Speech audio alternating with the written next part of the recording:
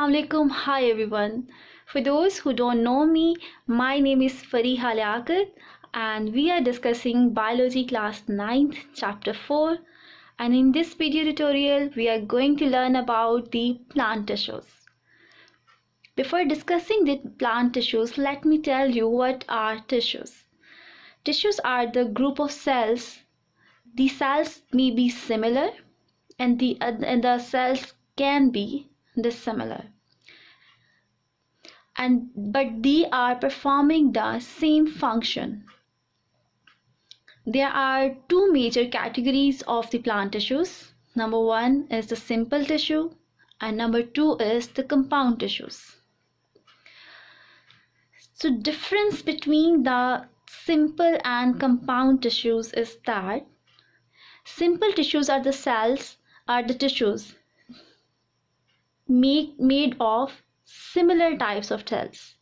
For example, आप देख सकते हैं, I'm drawing the diagram of the similar tissues, simple tissues. और ये tissues जो हैं, these are made up of similar cells. अब मैंने जितने भी cells यहाँ पे बनाए हैं, ये सारे के सारे cells जो हैं आपको एक जैसे नज़र आ रहे हैं. ठीक है, these are the cells of the similar size, almost similar shape, and the chemical composition of these cells will also be similar. ये मैंने उनके दरमियान में न्यूक्लियस बना दिया, तो एक जैसे सेल्स हैं. अब ये जो सेल्स हैं, जब ये आपस में एक जगह पर एक ग्रुप में होंगे तो हम क्या करेंगे, ये एक तरह का फंक्शन परफॉर्म करेंगे. तो ऐसे सेल्स को या ऐसे टिश्यूज़ को जो है वो हम क्या कहते हैं, सिंपल टिश्यूज़ कहते हैं.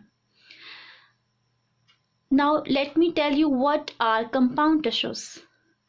If we talk about the compound tissues, you can see here there will be cells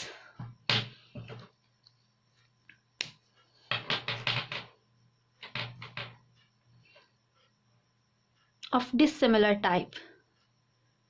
You can see here कि ये ग्रुप है सेल्स का, ठीक है, जिसमें हमारे पास इलोंगेटेड सेल्स भी हैं और राउंडेड सेल्स भी हैं. तो ये भी सेल्स हैं और ये मिल के एक ही फंक्शन परफॉर्म कर रहे होंगे. डिफरेंट टाइप्स के, इनकी शेप डिफरेंट है. ठीक है, ये जो सेल्स हैं इन वाले सेल से डिफरेंट है, इनकी शेप डिफरेंट है, साइज डिफरेंट है. ठीक है, लेकिन क्या करेंगे कि ये मिल के एक ग्रुप बनाएंगे और वो ग्रुप जो है वो सिमिलर फंक्शन परफॉर्म करेगा. Now comes towards the types of the simple tissues. There are two basic types of the simple tissues. Number one is the meristematic tissues. Number two is permanent tissues. There are also two types of the compound tissues. Number one is the xylem tissues and number two is the phloem tissues. And in this lecture we will cover the topic meristematic tissues here. Because ये एक बहुत लंबा topic है, तो हम आज की lecture में, इस वीडियो में मेरिस्टेमेटिक टिश्यूज़ को डिस्कस करेंगे. हम अपने नेक्स्ट लेक्चर में we will discuss about the permanent tissues and compound tissues. So move towards next type, meristematic tissues. Meristematic tissues जो हैं, these are the tissues which have the ability to divide. These are the cells which have the ability to divide. So you can see here the figure. These are the tissues having same size, cells having same size. They have nucleus as well, similar shape, similar size, and they will perform the similar function. So these are the simple tissues and we will call them meristematic tissues. क्यों हम इनको meristematic tissues क्यों कहेंगे? Because meristematic tissues जो हैं ऐसे tissues हैं जो कि divide करने की capability रखते हैं. ठीक है, ये ऐसे tissues होते हैं जो कि जिनका एक सेल जो है वो डिवाइड होके दो सेल्स में कन्वर्ट हो जाता है. दो सेल्स डिवाइड होने के बाद 4 सेल्स में कन्वर्ट हो जाएगा।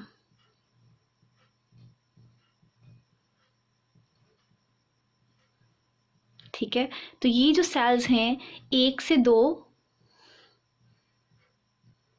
और 2 से 4 में डिवाइड होने की कैपेबिलिटी रखते हैं। तो ऐसे सेल्स जो कि डिवाइड होते हैं और जो ऐसे सेल्स जिनकी सेल वॉल इलास्टिक होती है, थिन सेल वॉल होती है, दे have the larger nucleus. You can see here, यहाँ पे मैंने जो न्यूक्लियस बनाया है वो लार्जर न्यूक्लियस बनाया है। ठीक है, ऐसे सेल्स को मेरिस्टेमेटिक टिश्यू कहते हैं। इनका एक और करेक्टर है कि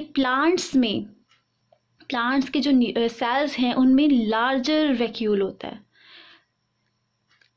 और स्मॉलर न्यूक्लियस जो है वो साइड पे होता है। लेकिन मेरिस्टेमेटिक टिश्यूज़ की एक स्पेशल करेक्टर है कि इनके अंदर या तो वैक्यूल बहुत छोटे होते हैं, स्मॉल वैक्यूल होते हैं, या फिर इनमें वैक्यूल होते ही नहीं हैं। So that is a characteristics of meristematic tissues. ठीक है, अब मेरिस्टेमेटिक टिश्यूज़, एक बात तो क्लियर हो गई यहाँ पर कि मेरिस्टेमेटिक टिश्यूज़ जो हैं वो ऐसे टिश्यूज़ हैं जिनके सेल्स डिवाइड होने की कैपेबिलिटी रखते हैं। लेकिन अब हम नेक्स्ट उनकी पढ़ेंगे different types. So they are 2 types, basic 2 types of the meristematic tissues. Number 1 is the apical meristem, number 2 is the lateral meristem. And number 3, intercalary meristem are also the third type of the meristematic tissues, but उसको हम जो है वो major category, major division में या types में जो है वो शामिल नहीं करते हैं. Apical meristem. Apical, as the name indicates, apical is present at the apices of anything. For example, मेरे पास अगर एक प्लांट है, ठीक है, दिस इज द प्लांट, ये उसकी रूट है और ये छोटा सा मैंने प्लांट बनाया, ये उसकी स्टेम है. उसमें से डेफिनेटली लीव्स भी निकल रहे होते हैं, लीव्स भी अराइज होते हैं उसमें से, और ये उसकी स्टेम है, ब्रांचेस भी अराइज होंगे.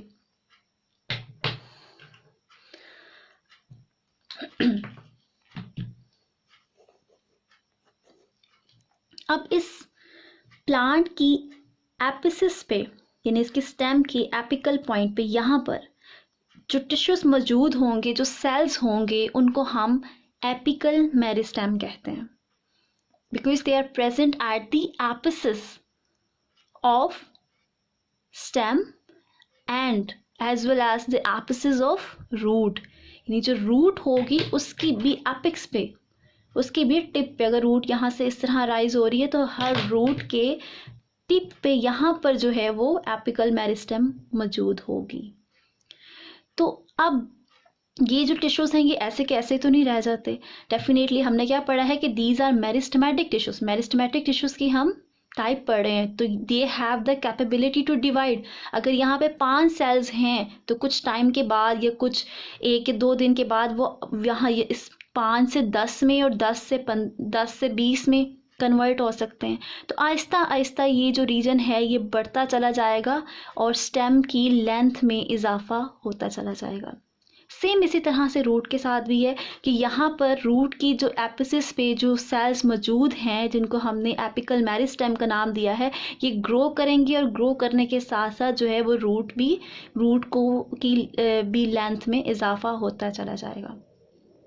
तो एपिकल मेरिस्टेम ने क्या किया, उसने क्या किया कि एक प्लांट के स्टेम को इलोंगेट कर दिया. ठीक है, उसने प्लांट की रूट को भी इलोंगेट कर दिया, यानी कि ऊपर भी ग्रोथ हो रही है, अपवर्ड भी ग्रोथ हो रही है और डाउनवर्ड भी ग्रोथ हो रही है.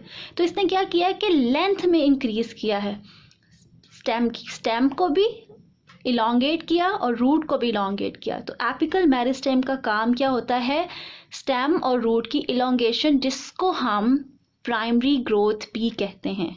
प्राइमरी ग्रोथ का मतलब क्या है, लेंथ में इंक्रीज करना. Here is a diagram of the longitudinal section of root tip. ठीक है, ये आपको एक रूट टिप दिखाई गई है. रूट की टिप को इस तरह से आपको जूम करके बड़ा करके दिखाया गया है ये इस डायग्राम में।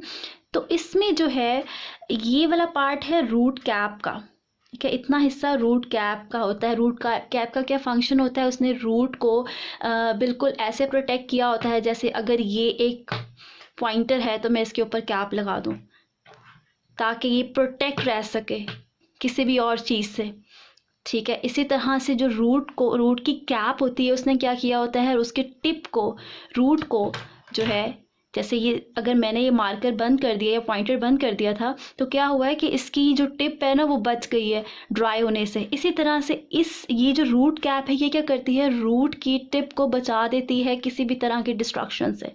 तो इतना हिस्सा तो रूट कैप का आ गया। अब उसके बाद यहाँ से रूट स्टार्ट हो रही है, ठीक है। अब इसका जो ये येलोइश पार्ट मैंने आपको दिखाया है that is the reason of apical meristem. तो ये क्या करेगी, ये डिवाइड होती जाएगी, यानी आपको ये एक नज़र आ रहा है, कुछ टाइम के बाद ये रीजन ग्रो कर जाएगा, आहिस्ता आहिस्ता रूट की लेंथ इंक्रीज होती चले जाएगी लंबाई के रूप, ठीक है। तो इस तरह से एपिकल मेरिस्टेम जो है वो अपना फंक्शन परफॉर्म करता है। अब बात करते हैं नेक्स्ट टाइप की, that is lateral meristem. So lateral, as the name indicates, it is present towards the lateral sides of stem or root। तो हमने लंबाई में तो इजाफा कर दिया है, ठीक है। तो प्लांट सिर्फ लेंथ वाइज तो नहीं ना ग्रो करते, प्लांट्स की लेंथ भी इंक्रीज होती है और साथ साथ प्लांट्स की गिर्थ में भी इजाफा होता है, ठीक है। जब एक प्लांट छोटा सा पौधा है सबसे पहले तो उसकी लेंथ इंक्रीज होगी, जब उसके एक स्पेसिफिक साइज़ वो अटेन कर लेगा उसके बाद उसकी गिर्थ में भी इजाफा होने लग जाता है, उसकी मोटाई में भी इजाफा होने लग जाता है। कैसे एक छोटा सा प्लांट जो है बिल्कुल नाजुक सा एक तना और एक ट्री में कन्वर्ट हो जाता है जिसकी वुड होती है, ठीक है। तो इसी तरह से वो जो गिर्थ में इंक्रीज़ है यानी कि उसकी मोटाई में जो इंक्रीज़ होता है वो लेटरल मेरिस्टेम की वजह से होता है। अब लेटरल मेरिस्टेम कहाँ होगी, अगर फॉर एग्जांपल यहाँ पे मैं एक प्लांट बनाती हूँ, ठीक है, हियर इज़ अ प्लांट,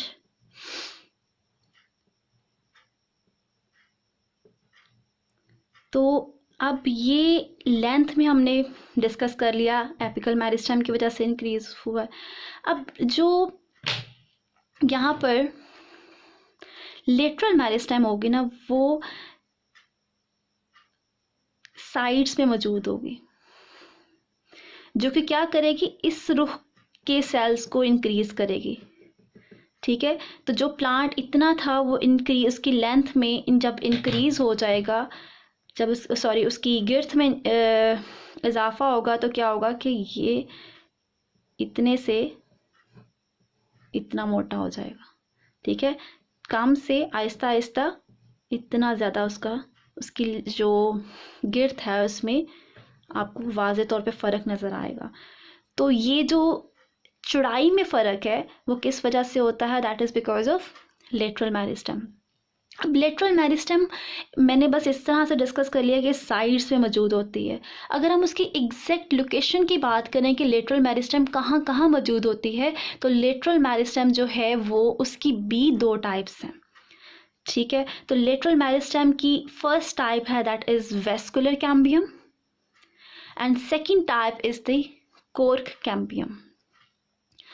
अब वेस्कुलर कैम्बियम नेम इंडिकेट कर रहा है अगेन कि वेस्कुलर यानी vascular bundles. What are vascular bundles? These are phloem and these are xylem. So vascular bundles के दरमियान में जो कैम्बियम मौजूद होगी, ठीक है, कैम्बियम का मतलब है लेटरल मेरिस्टेम, राइट। तो वेस्कुलर कैम्बियम जो है that is present between the vascular bundles. So what are vascular bundles? Vascular bundles are phloem and xylem. Here is a transverse section of stem, okay, and this is phloem, this is xylem, and vascular cambium is present between the phloem and xylem.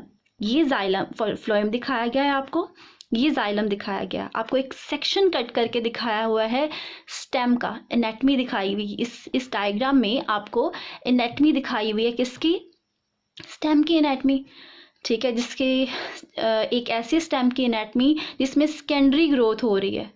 तो इसका मतलब एक दरख्त का, एक tree का, एक छोटे से स्टेम का, हर प्लांट का नहीं आपको स्टेम दिखाया हुआ ये सेक्शन, ये एक ऐसे प्लांट का दिखाया हुआ है जो कि एक ट्री बन चुका है, जिसकी वुड भी है, ठीक है, जिसकी गिर्थ में, जिसकी मोटाई में इजाफा हो चुका हुआ है। तो क्योंकि हम क्या पढ़ रहे हैं, हम पढ़ रहे हैं कि हम लेटरल मेरिस्टेम जो कि क्या करती है, मोटाई में इजाफा करती है। मोटाई में इजाफे को क्या कहते हैं, सेकेंडरी ग्रोथ। तो सेकेंडरी ग्रोथ जिसकी हो चुकी हो वो क्या बन जाता है, वो ट्री बन जाता है। तो ये जो सेक्शन आपको दिखाया हुआ है ये आपको ट्री का सेक्शन दिखाया गया है यहाँ पे, ठीक है। अब ये कोर्क सबसे बाहर जो है कोर्क होगी, नॉट द एपिडर्मिस।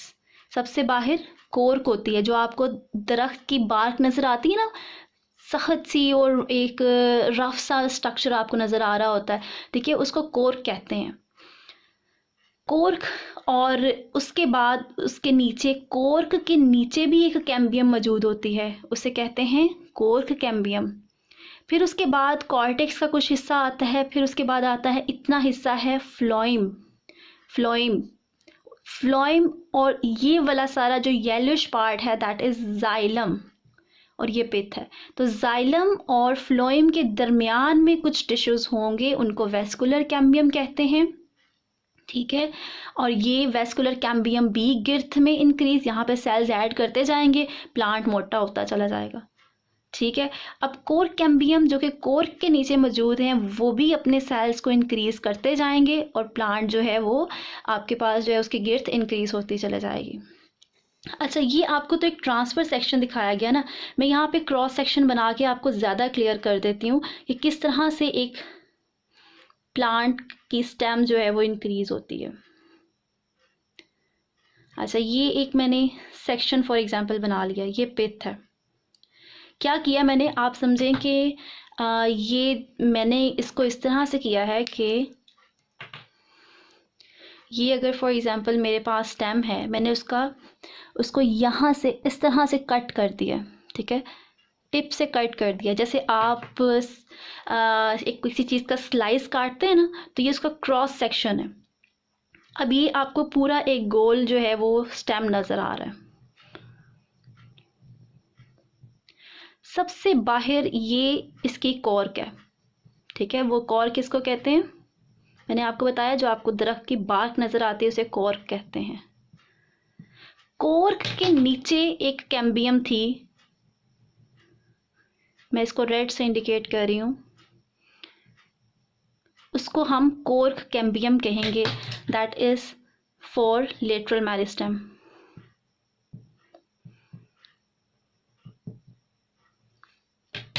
फिर उसके बाद कुछ और टिश्यूज होंगे,